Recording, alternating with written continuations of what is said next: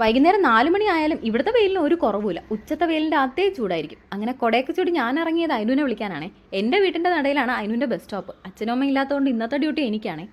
ഞാൻ ഒത്തിരി നേരത്തെ എത്തി, പക്ഷെ കുറേ നേരത്തെ പോസ്റ്റിന് ശേഷം ദേ നമ്മുടെ ബസ് എത്തി. ചെക്കനെ വണ്ടിയിൽ നിന്ന് ഇറക്കാൻ നേരത്തെ ക്യാമറ ഓൺ ചെയ്തപ്പോൾ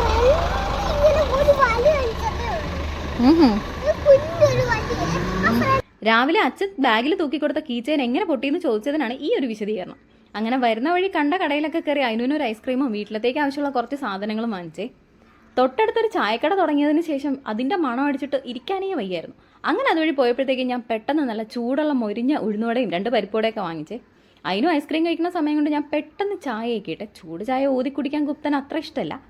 അങ്ങനെ വടയെടുത്ത് കഴിക്കാൻ നോക്കിയപ്പോഴത്തേക്കും അതിൽ തുളയില്ലായിരുന്നു. അല്ലെങ്കിൽ തന്നെ ഒരു തുളയിലൊക്കെ എന്തിരിക്കുന്നല്ലേ. അങ്ങനെ പിള്ളേർ കളിക്കുന്ന സമയം കൊണ്ട് ഞാൻ പെട്ടെന്ന് ചായയും വടയൊക്കെ കുശാലാക്കി കഴിച്ചേ. അപ്പം ഇന്നത്തെ വീഡിയോ അത്രയേ ഉള്ളൂ. ടാറ്റാ.